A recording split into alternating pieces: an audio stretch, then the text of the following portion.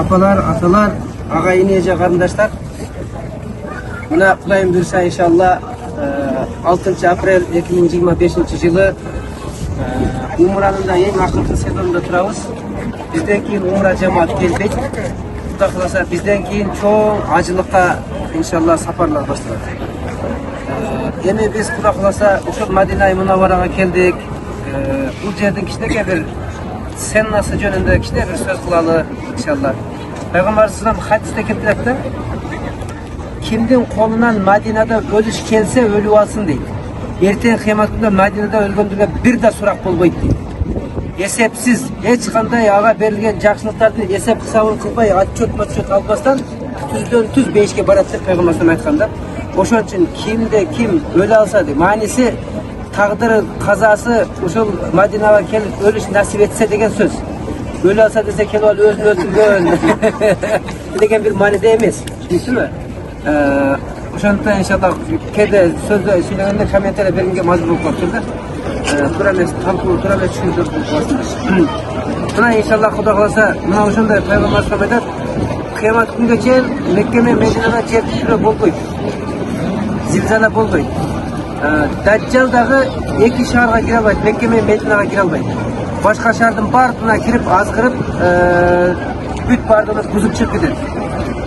Buna Allah subhanahu wa ta'ala siz menen bizde uşunday bir ıyık жерге turguzуп koydu. Peygamber sallam Mi'rajda mындай ayтканда эми peygamber bolup peygamberlik bolgonuna 12 yıl 13 yıl bolgon vakıtta Allah Taalam Cebrail'de aytты, Cebrail Muhammed'i bir arşka çakırgın var. Şunu bir arşka başlap gelsen dedi. Cebrail Aleyhisselam aytты, makul dedi. Emne men akeleyin dedi. Emi alar at üstünde at mingenди jakşı görөт. Beyişten en bir mıhtı bir jakşı bir at tamdagın uçar tulpar bolsun.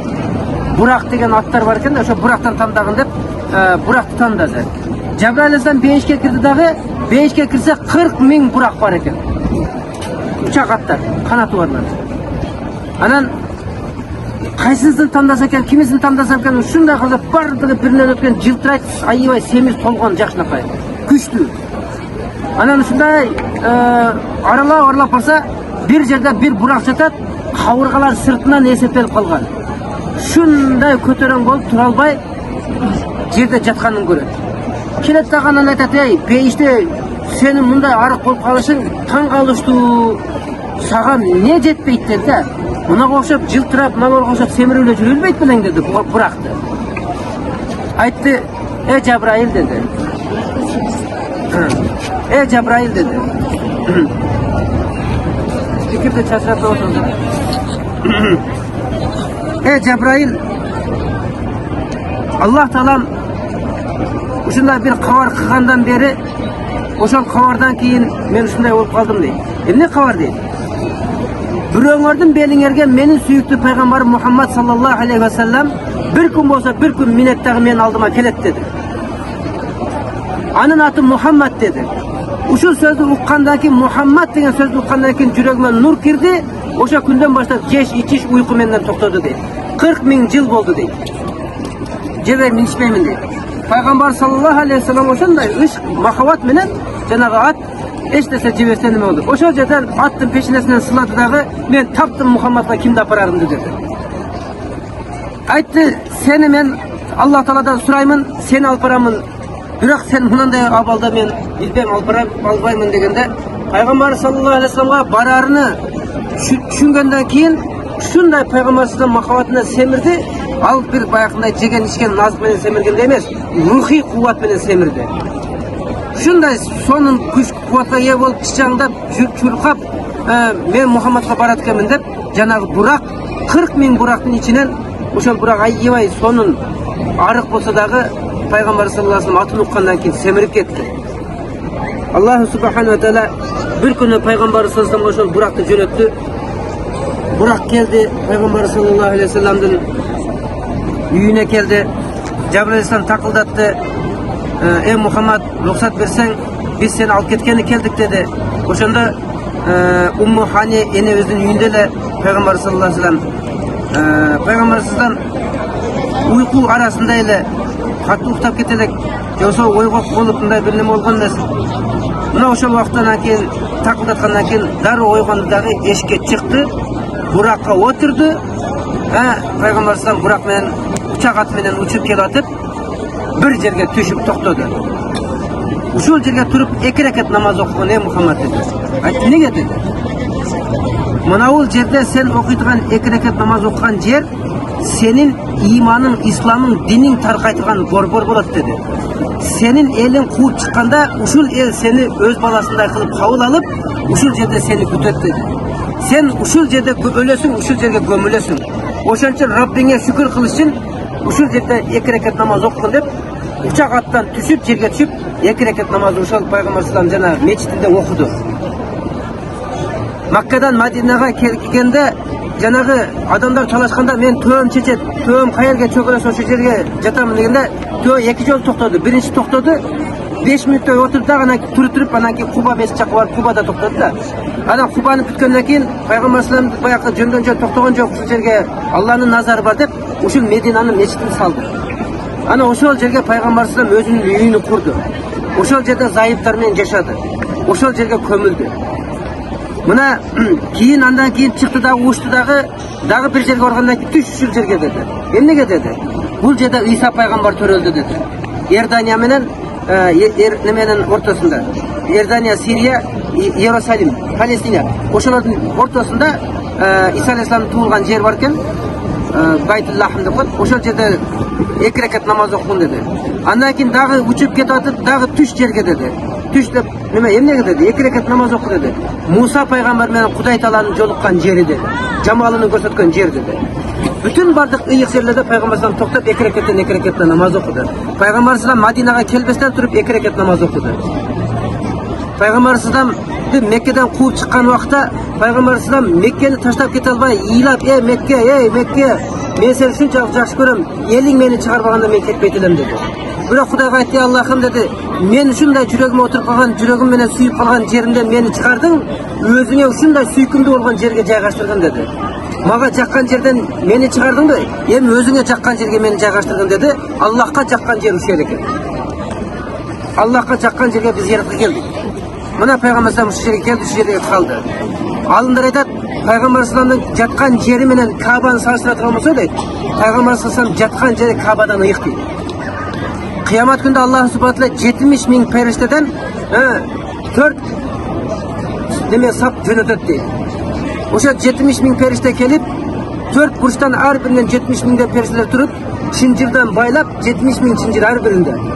И жардамчы периштелер менен жана Кабаны сүйлөтөм, бас сени Кудай Таала чакырып атат дегенде, Каба ордунан жылбай коет экен. Ордунан жылбай койгондо айтат экен, Аллахым, бул Кабаңды биз сүйрөй албай калдык, тарта албай калдык дегенде, албетте, менин бенделеримдин күнөөсү ошончолук оор деди, силер сүйрөй албайсыңар деди. Канча деген күнөөкөр бенделердин күнөөсү ошол жерде төгүлүп, Каба ушунчалык оор болуп кеткен, периштелер тарта албай калат экен. Анан айтат экен, Каба жүргүн десе, менин суранычым бар, эгер өтүнүчүм бар, Кудай аткарса мен жүрөмүн дейт. Эмне десе, ушул жерге келип, ушул жерде мени таваф кылып айланып, ушул жерде өлүп калгандарды Кудай Таалам бейишке киргизмей мен бир кадам жылбаймын дейт. Десе Аллах Таалам айтат экен, Каба, айтканың тилегиңди беремин дейт. Андан кийин дагы сүйлөсүп баспайт экен. Неге баспайт десе, экинчи тилегим бар дейт. Эмне тилек десе, ушул Кабага келип айланып, аман эсен үйүнө кетип мекендерине жетип алган бенделерди да күнөөсүн кечирип бейиштик кылмайын, бейишке киргизмейин, мен бир кадам жылбаймын дейт. Аны да бердим дейт. Үчүнчүсүндө Аллах субхана таала дагы жүр дегенде жүрбөй коюп айтат экен, эмне каалайсың дегенде, ушул жерге келемин деп жолго чыгып жетпей өлүп кеткендер. Жолбосунда жүрөгүндө ушундай сагынычы, махабаты толуу болуп, шарты мүмкүнчүлүгү чектелип келе албагандар. Мына ошолорду дагы күнөөсүн кечирмейин, бейиштик кылмайын, мен жылбаймын десе, Аллах субхана таала анда бердим дейт. Дегенде ушундай жөнөйт экен. Лаббайк Аллахумма лаббайк, лаббайк ла шарика лака лаббайк, иннал хамда ва ни'мата лака вал мулк ла шарика лак деген биздин калима барбы? Эртең умрада ушуну айтабыз. Ушул калиманы айтып жөнөйт экен. Эмнеге жөнөйт экен? Биз ушуну айтыш үчүн буну айтканда эмнеге кылабыз? Биз Кабаны айланыш үчүн айтабыз. Кабаны баргандан кийин бул калима токтойт дагы, Кабаны айланткан өзүнүн дуасын окуйбуз. Кабага жеткенге чейин ушул калиманы айтабыз. Kaaba olsa, ошол Kaabadan жылгандан Madinaga kelguncha ошол калиманы айтат экен. Лаббайк Аллахумма лаббайк. Ошол жерге келгенден кийин Кааба дагы токтоп калат экен. Кааба, сага не болду десе, дагы бир ишим калды деди. Эмне ишим дейт экен? Мен ушу Мухаммадга барып бир салам кылайын дейт экен. Мына биз барып салам берип атпайбызбы? Кааба келип салам берип, Пайгамбар саламдын кабрын 7 жолу айланат дейт. 7 жолу айлангандан кийин, Мухаммад, тур сени Кааба айланып атат дегенде караса Кааба айланып аткан болот. Анан айтат, Мухаммад дейт, мен сенин шафаатыңдан үмүт кылып дейт, Кудай Тааланын алдында дейт, батынбастан мындай тартынбастан 3 тилек сурап Кудай Таалага кабыл кылдырдым дейт. 3 түрдүү үммөтүңдөн эч кайгырбасаң болду дейт. Кычырат болбо дейт. Мага келип өлүп кеткендер, мага келип табак кылып үйүнө кеткендер, жана мага жете албай калгандардын бардыгыны мен Алла Тааладан кечирттим. Энди калгандары менен сен алек болгун дейт. Мен ушул нерсени сенден эртең кыямат күнү Алла Таала мени каттык эстеп алат дейт. Алла субхана таала жана Каабанын бурчунда кара таш бар го, ошол кара ташты тирилдирет, кайра өзүнүн мурунку сүрөтүн айландырат. Мурунку сүрөтү бир периште болгон экен. Кудай Таала таш сүрөтүн айландырып койгон, ошол периштени тургузуп алып, кимдин хадиси кабыл болду болбоду бардыгын ошол периште бирме-бир отчет берет дейт. Кимде ким ошол жерде тавак кылбай эле, жөн эле оякты биякты карап эле, эмне кылып атканын өзү түшүнбөй эле жүрө берген болсо, анын немеси тавак эмес, Каабасы ажыс эмес, амал эмес, ошо боюнча калат экен. Ал эми кимде ким ошол жерден үмүт кылып, жана Хажар Асвадтан ар бир барганда бисмиллах, Аллаху акбар деп көтөрөбүз да, колду көтөрөбүз. Ошентип көтөрүп учураша турган болсок, Кааба ошону кабыл кылат экен. Ошону кабыл кылгандан кийин ошол жазылат экен. Паланчынын уулу паланчы, паланчынын урпагы паландай уурудан ажысы же умрасы кабыл болду деп жазат экен. Качан сиз ошол Каабага, Хажар Асвадга ошол жердин урматын сактап, адебин сактап, сиз айланганыңызда Кааба сизди кабыл кылат экен. Кабыл деп кабыл кылат экен да. Мына ошентип анан Кааба Пайгамбар салламга келип, күмбөздү айланып тавак кылып, анан кийин Алла Тааланын алдына жана периштелер алып келет дейт. Көрдүңүзбү? Кааба келип айланып тавак кылып Пайгамбардан шафаат сурап кетет экен. Болбосо ошол Кааба сиз менен биздин күнөөлөрүбүздү ошол жерден алып калып Кудай Тааланын алдында бизди сурап алды. Улар мага келген адамдарга тилегин бейишке киргизгин деди. Тилеги кабыл болду. Ошондой тилеги кабыл болгон Кааба да келип Пайгамбар салламды зыярат кылып тавак кылат дейт. Сиз менен биз ошондой ыйык жерге келдик. Кааба өзү буту менен басып келип айланатырган жерге келдик. Ошондуктан иншалла Кудай кааласа Пайгамбар саллаллаху алейхи вассаламга ар келгенде, намазга келгенде, же намаздан мурда келип калсаңар саламга киргиле калды. Намаздан бүткөндөн кийин дагы убакытыбыз кенен болуп башка программа жок болсо сөзсүз саламга киргиле. Биздин Маккага, Мадинага келиштен максат Пайгамбар менен саламдашуу. Кудай кааласа Раузаны кылдык, Раузага кирдик. Эми саламдашып, канча көп саламдашсак, ошончолук жакшы. Бир адам менен барып кайта саламдашып берсең, таанып калат го. Туурабы? Сиздер болсо ошол немен сыртынан эле, күмбөздүн сыртынан эле туруп эле саламдашып, ошол жерден дуа кылып, салам айтып, шафаат сураңыздар. Түшүнүктүбү? Адетсиздик кылбайлы, адеп элечи. Түшүнүктүбү? Бетартип болбойлу. Бир кирген нерсенин кадырына жетпей, жакшы дастойну татыктуу ибадат кыла бергандан кийин экинчи жолу кириштин кажети жок. Экинчи келиш үчүн онда кайрадан убарып болуп, кайрадан жакшынакай даярданып келели. Даярданып келели кайрадан. Макулбу? Анткени көп адамдар Раузага кирет да, Раузага киргенден кийин Раузада немеси жок да, кыла турган амалы жок. Ояк бияктı мында карап отурсаң кийин полистер чык дейт да. Кайта намаз окуй берсең тийбейт. Мына мен кирдим, 18 рекет намаз окудум. Раузанын ичине кирип 18 рекет намаз окудум. Түртүп эле атты да. Ошо түртүп атса дагы сиздер намаз окуй берсеңиздер тийбейт. Жөн отуруп калсаңар, ояк биякты карап калсаңар, дароо чекиде туруп. Түшүндүңүзбү? Мына ошол нерсе сиздер үчүн минус болот. Энди ошо Пайгамбар саллаллаху алейхи вассаламдын жанына келгенден кийин, ушундай Пайгамбардын алдына келгенден кийин сиздер өзүңүздөрдү ошончолук деңгээлде мына кандай бир улуг адамдын алдына келсеңер, өзүңөрдүн тартибиңерди, адебиңерди сактап, канчалык этияттанасыңар, мени таанып калса экен, мага көңүл бурса экен деп өзүңөрдү ушундай көрсөткүңөр келет, мисалы, көрүнгүңөр келет, бир падышанын алдында деле ошондой. Бирок кыямат күндө Аллах субхана таала Пайгамбары саллаллаху алейхи вассаламды кадырлаган, барктаган адамдар, баалаган адамдарга бейишти вада кылган, Пайгамбары саллаллаху алейхи вассаламды кемсинтип, басынтып, ага урмат көрсөтпөгөндөргө Кудай Таалам дозокту вада кылган. Айтат: Мухаммад, sen jaralbaganda men beyiş men dozoktu da jaratpayt elem deydi. Men seni jarattım, sen üçün beyiş men dozoktu jarattım. Seni süygöndör, seni sыйлагандар, seni erçigендерди men beyişe kirgizem dedi. Al emес, seni kordogonдар, seni bağlabagandar, аларды мен дозокко киргизем dedi. Дозокту ошол үчүн жараттым dedi. Men seni jaratпаганда асман берип, жерди да жаратпайт элем dedi.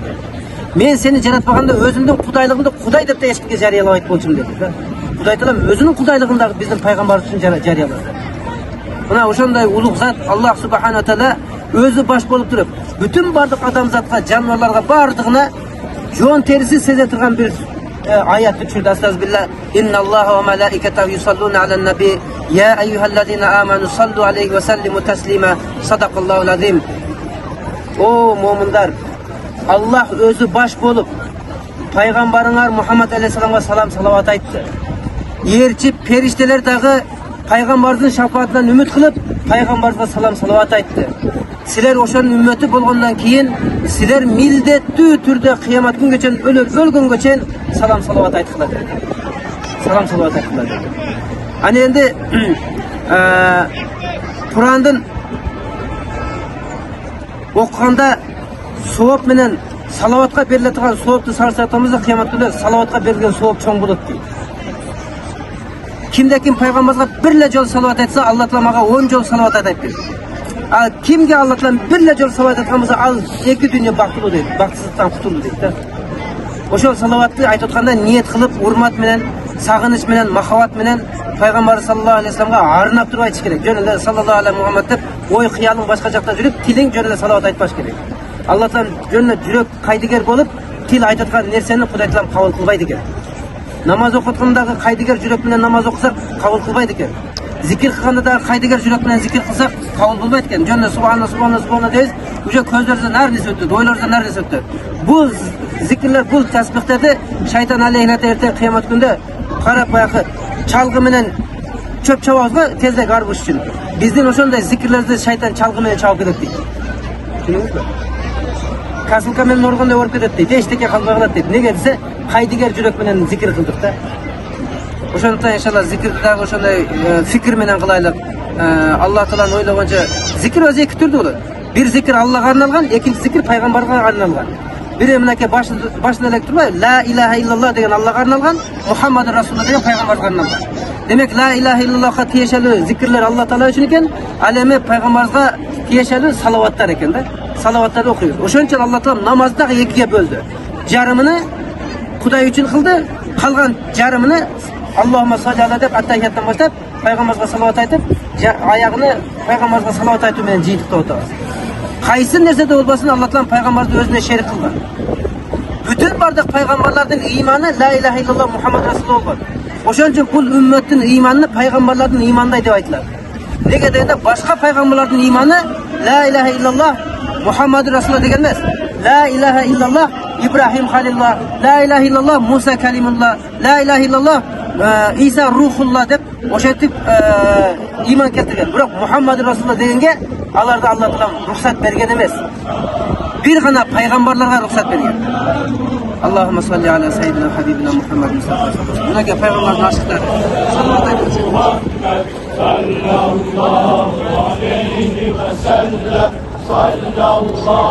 ala Muhammed sallallahu aleyhi ve sellem.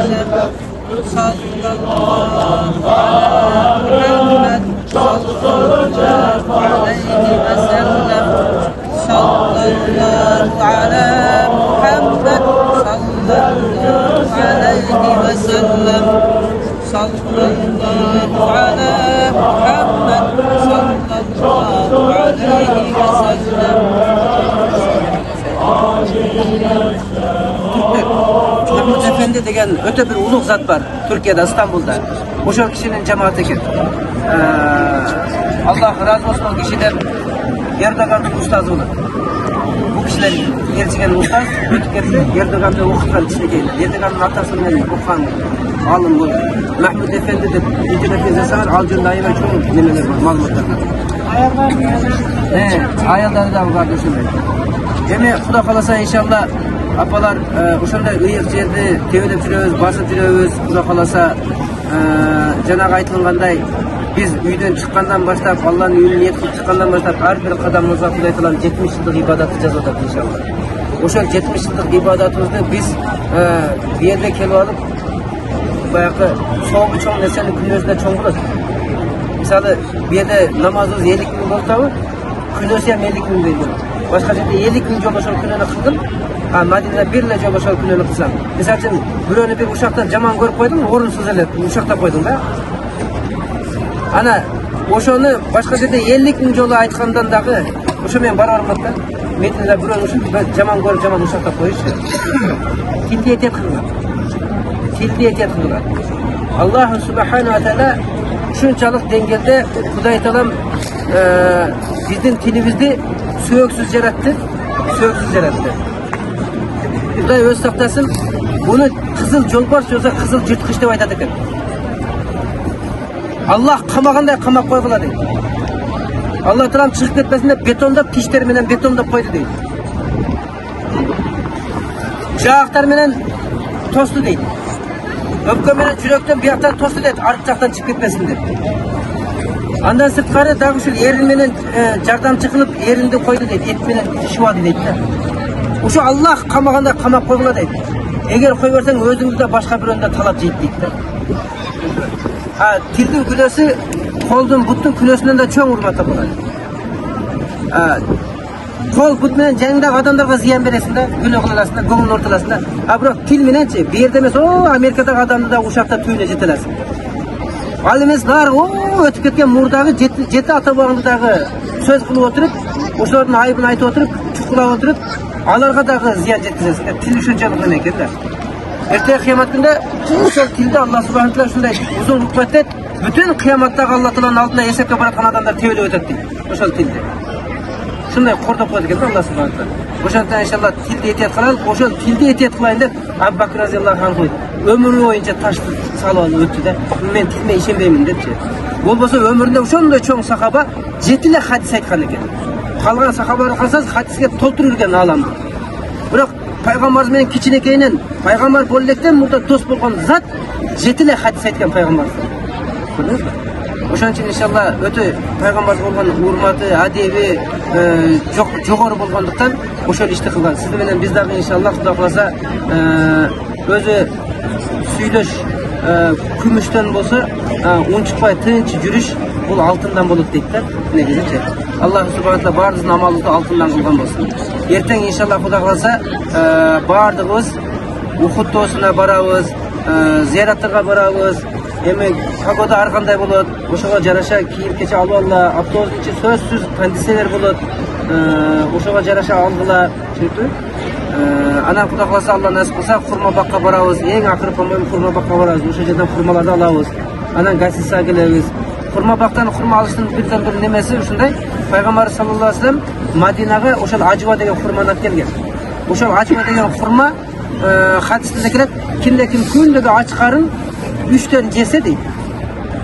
3төн жесе. Ошол адамда оору болобу, сыйкыр болобу, ошол баары чыгып кетет дейт. Жин болобу, ал жин дагы кысылып отуруп бир күн болсо бир күн чыгып кетет экен. Денени таштап чыгып кетүүгө мажбур экен. Эгер ошол хурманы дайым жеп, дене хурма менен азыктанып калган болсо дейт, ага жинде, сыйкырда эч кандай жаман кара дубо да тийбейт дейт. Ошондуктан иншалла ошол ажва деген хурманы ошол Мадинадан алып кетебиз. Ол Мадина ошол ажва ушу Мадинада гана өсөт. Анткени пайгамбар саллаллаху алейхи вассалам алып келип экти, ошол эккен хурма пайгамбарыбызга ашык болуп, сүйүүдөн, ишк махаббаттан күйүп кара болуп калган. Башка хурмалар жөн эле кызыл болуп турбайбы? Сары болуп турбайбы? Бул хурма кара болуп калган. Жесеңер күйүктүн дамуы. Ажванынчы. Күйүктүн ал пайгамбарга болгон ишк махаббат, пайгамбардын колу менен эккени үчүн пайгамбарга ашык болуп калды. Пайгамбар саллаллаху алейхи ашык болуп калган аябай көп окуялар бар. Аябай көп окуялар бар. Мен силерге бир нерсени айтайын. Мына бир күнү пайгамбар саллаллаху алейхи вассалам бир даракка чыгып алып, дөңгөккө даракка чыгып алып, элдерге хутба кылып, баян кылып, жума баяндарын кылчу да. Кийинен кийин сахабалардан пайгамбар саллаллаху алейхи вассаламга удобныйраак кылып бир минбар жасап алайлыкпы деди да. Жана минбар деп коебузбу? Минбар менен кабырдын ортосу жаннат бакчасы турду. Ошол минбарды сахабалар жасап алып келгенден кийин я Расулаллах ошоға келип баян айтыңыз деди. Пайгамбар саллаллаху алейхи вассалам баян айтаткан убакытта жанагы дөңгөктөн 10 тогон үн чыкты пайгамбар саллаллаху алейхи вассалам сагынычы. неге маңа шықпай қойдың депчи. Ал ошончолук күтүп аткан эле сагынычы. Пайгамбар салам барып ошол түркүктү кучактаганда басылды. Жана 19 үнчү кадимгидей окшуп ыйлады да. Пайгамбар салам барып кучактады, анан кийин баягы үн болду. Ошол Пайгамбар саламдын кабырынан минбарга чейинки да бир устун бар, түркүк. Ошол устун сыртын орап койгон, курчап койгон. Ошол устун. Эми киргенде көп адам билбейт анычы. Биз барганда дайым билдирбестен, солдаттарга көрсөтпөстөн мындай ыслап көзүбүзгө сүртүп коебуз. Атайын. Береке болсун депчи. Сиздер кирип чыктыңыздар уже, болду. Биз да кирип чыктык ал жерге. Карманатып кирип көрсөтсүз. Мейли. Мен бекер айттым да шу көзүгө сүрткөндүчү. Пайда силерге бир нерсечи. Кудай кааласа иншалла анан Расулулла саллаллаху алейхи вассалам бир күнү ачка калып, курсагы ач, не кылсам экен? Аббакырдыкына барсам бекен? Же Алиникине барсам бекен? Кызымдыкына барсам бекен дейт да. Кайнатамкына барсамбы, же күйөө баламдыкына барсамбы деген талаш да. Шунда чыгып, ачка калып, үйүндө эчтеке жок. Пайгамбардын үйүндө бир айлап от жагылган эмес, от каланган эмес. Түтүн чыккан эмес пайгамбардын үйүндөчү. Эки каранын үстүндө жашады дейт. Биринчи кара бул хурма болсо, экинчи кара бул суу болгон. Түтүн суу менен хурманын үстүндө жашат дейт. Бир күнү анан кийин пайгамбар ошол ачкачылыктан бир чыгып, айланып кыдырып, Аббакырына барсам окшойт деп. Енді Аббакырдыкына барса, Аббакыр разияллаху анху үйдөн чыгып алып, башкасыныкынан болбосо дагы пайгамбардыкынан Кудай таалам рызкын үзбөйт. Пайгамбардыкына сөз бир нерсе бар болуш керек деп, ал пайгамбардыкына чыккан жөнөгөн экен. Анан айтат: Аббакыр, не болду дейт. Биз сиздикине кетип атамын дейт. Курсагым ачты я Расулулла дейт. Үйдө эчтеке жок дейт. Сени чыгарган ачкалык мени да чыгарбадыбы дейт. Жүр Умардыкына барайлы дейт. Умар да чыгып алып не кылышын билбей турган убакта Умарды да түшүндү, жүр бас дейт. Умар дешти болот. Алиникине барабыз дейт. Али болсо ошол өзүнүн ачкачылыгын билдирбестен үстүнө калың оруп алып, чүңкөнүп алып жаткан экен. Жатып уктап жеңемин депчи, ачкачылыктычы. Бирөөгө барып тамак сурабай, чыдап жеңемин деп ошентип отурган убакта Алинин дагы жаткан көрдү. Али тур, жатканда пайда жок деди. Жүр бас деди. Кичине кыдырып басып отуруп ушул ачкачылыкты жеңебиз деп. Сүйлөшүп отуруп жеңебиз деп. Ушинтип сүйлөшүп келип атып, бир сахабанын үйүнө кокусунан эле жүрүп ушул үйгө киреличи деп калды пайгамбар саллаллаху алейхи вассалам. Ошол үй биле пайгамбар саллаллаху алейхи вассаламды Мадинага келгенден баштап күндө дуа кылды. О Аллахым, ушул өзүңдүн элчиңди менин үйүмө бир мейманчылыкка жөнөткүн. Жанымда албастан ушул пайгамбарды бир мейман кылсам, конок кылсам деп жанагы сахаба шундай сурады. Канча жыл шундай дуа кылып отуруп, акыры ушул 10 жылга жакын ушул дуасын тилеги ишке ашты. Көрдүңүзбү? Ал сахаба ушунчалык жупуну жакыр жашаган сахаба экен, элдин коюнун багып кайтарган, ошонун үстүндө жашаган койчуман экен да. Акыры анан кийин элдин акысынан бир койго зорго ээ болгон экен. Койго ээ болгонуна 2-3 күн болгон экен. Ошол баягы энди пайгамбар келсе койсойш керек да. Анан кокусунан эле пайгамбар ошол жерге кирди, кирсе аялы бар, кичинекей эките баласы бар, бири 5 жашта, бири 2 жашта. Анан кана Жабыр дейт. Жабыр разияллаху анху да. Кана Жабыр дейт. Десе ушул жерде эле азыр чакырамын деди. Баласына айтып бар, тез атаңа айт. 10 жылда Кудай Тааладан сураган коногубузду Кудай Таалам үйгө алып келди, тез келгин деп айткан. Onu уккандан кийин баягы койду желкесине жүктөп алып чуркап келип, пайгамбар саллаллаху алейхи вассалам менен көрүшүп, жана койду союп, пайгамбарга мейман кылат. Шундай койду алып келип, пайгамбардын алдына койгондо Жабыр алейхиссалам келет. Мухаммад деди. Жабырдын балдары менен же өзүң жебе деди. Жабырдын балдарын чакыр жесин деди. Жабырдын балдары атасы кой союп атканда чоң баласы жанында экенди. Кичинекей баласы үйдө экен, апасынын жанында экенди. Чоң баласы атасының кой союп атканын көрүптү. Кийин келип үкасын айтат. Атам кой сойду дейт. Кантип сойду десе, жатсаң мен көрсөтөм деп бычак чалтырып үкасын уздап салган болот. Ошон үчүн баланын көзүнчө кой сойбо, мал сойбо деген ошо. Жаш баланын көзүнчө. Көргөнү кылат экен да. Бизде аксакалдар балдарды нары калып баргыла дейт. Азайтпай калды андайдычы. Анткени жоголду балдыктардын баардыгы. Салттын баардыгы жоголду. Бул пайгамбардан келе жаткан салт да. Ana o'shadan keyin payg'ambar sollallohu alayhi vasallam janag'i o'shani Jabril alayhisalom pavarlagan, o'shaning uchun payg'ambar sollallohu alayhi vasallam nasihat etib turib oldi, balani chaqirdi deb. Keyin tigi bala qo'rqqanidan barib o'tqa kirib, o'tda kuyib o'lib qoldi. Ukasining joni chiqqanini ko'rib, qayoqqa qochishini bilmay, o'tqa kirib ketdi, o'tda kuyib o'ldi. Anan yemin o'shanday issiq miymonda chaqirib olgan ayolni qarаңыз. Bir жағынан kuyunç, ikkinchi жағынан suyunç. Екеуінің ортасында құрban болды бұл ayol. Екі баласын deyin dese Peygamberimiz sallallahu aleyhi ve sellem'de ömür boyu sұрап келіп зорға келген нәрсені көңілдерін бұзбайын деп Peygamberге olған сүйісіні балдарының сүйісіні Peygamberдің алдында құрban қылды дағы балдарын екеуін ақ сүріп орап тұрып қойып қойды. Күйесіне де айтқан жоқ. Анкені трауырға айландырып жүресің деді да. Мына o'shadan keyin payg'ambar sallallohu alayhi vasallam janob Jabir roziyallohu anhuga aytdi, baldarni chaqir dedi. Chiqsa, baybicha baldarni chaqir tez, payg'ambar chaqirdi desa, "O, o'ynab yurishadi o yoqda. Chaqirmay qo'y" dedi. Endi payg'ambar endi nima qilib qo'ydi? Nega qo'ydi? Jo'nlab bunday bir hurmat bilan chaqirib qo'ydi. Degan o'sha bekitib. Ikkinchisida kelib, "Bar chaqir baldarni men jebeyman" dedi. Yana baldarni chaqirdi. Mayli, hozir kireriz, men arqangizdan kirgizaman dedi. Daha vaqt o'tib payg'ambar aytib o'tiradi. Uchinchisidan ana, Jabir dedi. Men dedi, bir de tishlayman dedi.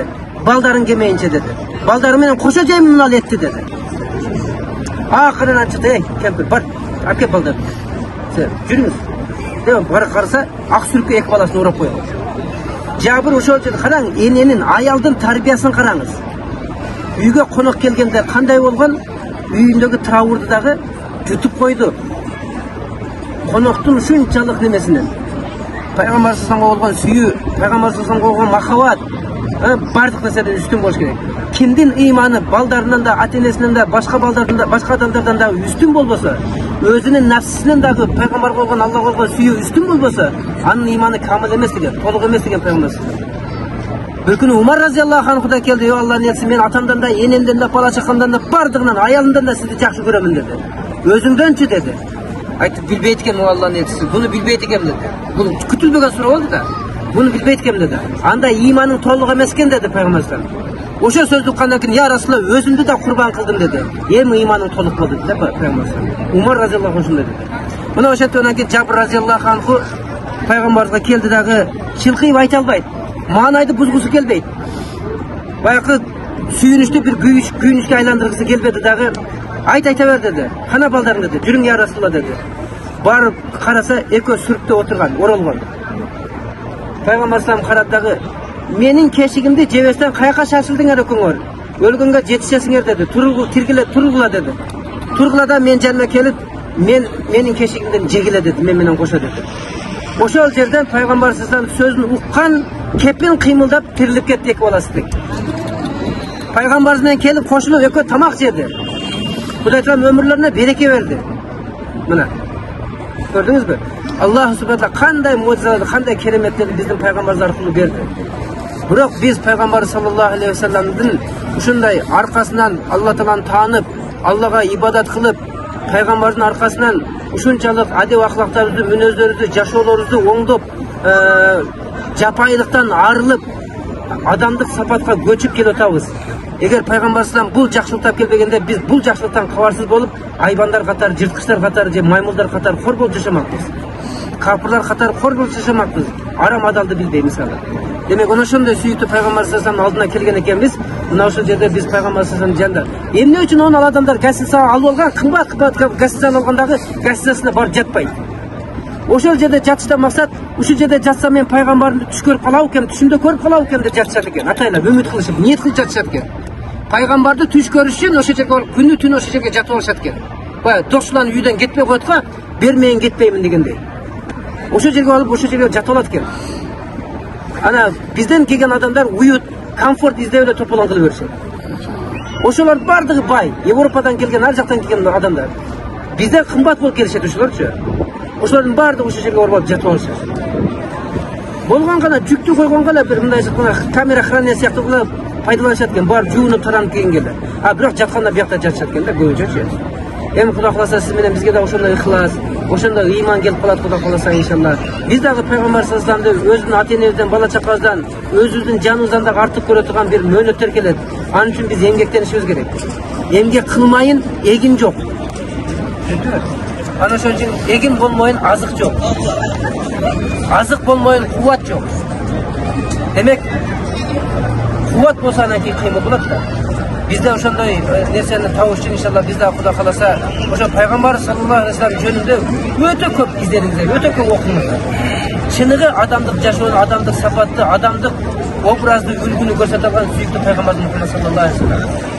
Bütün dünyasında kafirlardan bardığı payg'ambar sallallohu qul minozini kitaplardan olib turib kompyuterga kirgizib turib prosentini chiqarganda payg'ambar sallallohu alayhi vasallamga berilgan 100%'in 99'u peygamberden kalgan olsa bir bölümü bütün bardak peygamberlerine bölündü değil. Peygamberlerine verilgen jakşılık, adamgerçilik, adep ahlak münözdür. Anı 99'a böltürüp 1%'in kaldı değil, kalganından jönöke karapayan adamlarga verildi. Siz gibi. Peygamberin münözünden 99'da peygamberler kaldı, bir bölümü peygamberlerine verildi. Peygamberdeki bir bölümü 100'e koyup hayra 99'un peygamberler kaldırıp bir bölümü siz bizge verildi. Bundan sonra inşallah Xudo xolasa biz şu Peygamber sallallahu aleyhi ve sellem'den ümmeti olgandan keyin Kur'an'da aytılgan bu peygamberden yaşosu sizler için öte bir çoğun ülgü degen. Peygamber sallallahu aytgan Allah Teala aytadi, ey Muhammed sen ayt onu adamlarga Allah'ını yaxşı görem de otpayбы? Allah'ını mahabbet kılam da otpayбы? Özlerçemde kökürek kagıp men Allah'ını yaxşı görem de otkan adamlarga aytın deydi. Eğer sizler çindap Allah Teala'nın mahabbet kılatgan bolsaňlar dedi. Anda menin sünnetime erçigin de aytıp görgün dedi alarga dedi. Estağfirullah in kuntum tuhibbunallaha fattabi'uni. Eğer sizler Allah'ın yaxşı görseňer anda meni erçigile dedi. Meni erçigenine de gana yuhibbukumullah. Allah sizlerdi yaxşı göröt dedi. Meni erçimeyin hiç qanday Xuday Taala sizlerdi yaxşı görbeyt dedi. Demek biz şu Peygamber sallallahu aleyhi ve sellem'den gelip salamdaşkanda maksat uşul жерде din qanday tarqalgan, din qanday çoğaygan, din qanday qorduklardı baştan ötkürdü. Din uşul qançalık sen nasıl var, qançalık kıyınçılıkmen bizge jetti. Buna uşul nerseni düşüngen, uşul nerseni gözümenen güve bolğanı gelip, kişine olsa es huşuğuzlukka kelişip, biz uşul nerseni gözümen görüp, ülke alış için keldik inşallah Xudo kalsa. Erten uşunday tarihlarda ötöbüz. Adamlar canlarını siz bilen bizim baktılı oluş için özlerinin ömürlerinin canlarını kıyışıp kafirlerden kılıçında ötüp etti. Kança degen karlar kırıldı, kança degen sahabalar kırıldı. Oşanda jellerge var ziyaret kılabız Xudo kalsa inşallah. Şehitleri var ziyaret kılabız inşallah. Oşa jellerge barganda dua kılыңыздар ya Allah'ım. Naşınday batır, joker, jodar, jomart bolgan. Şunday bir özüңдün paygambarın üçün eş nersesini ayabagan, kara canını da ayabagan şunday sahabalardı, er azamatlardı ziyaretine geldik. Şunday adamlar jaratkan ekensiň. Bizdi dagı özübüz dagı dinde korkak emes, dinde batır, joker, jodar, jomart kılgın bizdi. Urpaktarыбызды dagı ошондой batır, jodar kılgın, jomart kılgın dep urpaktarыбызга dagı ушул жакшылыкты сурайлыk inşallah. Allah subhanahu wa taala sahabalardan bereketi menen, oşulardan hurmatı menen inşallah acı emes. Kiçine olsa da dinimizde korkaklık jok olsa. Bizde oşonda korkaklık var. Oşo sebepten biz argundu kadam taştay albayız dinde. Aldıga kete albayız. Ona ne deyt? Muna ne deyt? Tigi antip kaltır, mıntip kaltır demesin degen nesler bizi dayım putuzdan çalıp gidiyor. Oşon için biz jıl albayız. Çöneke mahluktan korkabız da. Halikten Xuday Taala oşo mahluklar jaratkan Xuday Taala'nın özünden korka albaganlıktan ös alбай атабыз да. Sahabalar bardığın jiştirganda bir gana Xudaydan korkuşkan, oşo üçün alar eç nersedен karagan emes. Allah subhanahu wa taala jalpızda ошондой батыр кылган болсун, joker кылган болсун, joдар кылган болсун, jomart кылган болсун, Allah Taala бардыгыбызды жакшылыкта жалгап, өзүнүн айкөлдүүлүгү менен ушул жерде канча деген тарых, канча деген сабактар, канча деген үлгүлөр, канча деген biz üçün tasirli ola turgan tarbiyalıq manisi var nerseler bolsa Allah subhanahu wa taala ошол bizge жугуш кылган болсун, biz arkылуу те кыямат күнү үчүн урпактарыбызга Кудай Таалам жугуш кылган болсун, келечегибизди кең кылып, келечегибизди тегиз кылып, бизден тарткан урпактарды үммөттүн үлгүсү, келечектин көзгүсү кылсын Кудай Таалам. Эмне тилек максаттарыбызды Алла Таалам кабыл кылган болсун. Ва ахир давана алхамдулиллахи rabbil alamin sallallahu ala sayyidina Muhammad wa ala alihi wa sahbihi ajma'in bi rahmatika ya arhamar rahimin.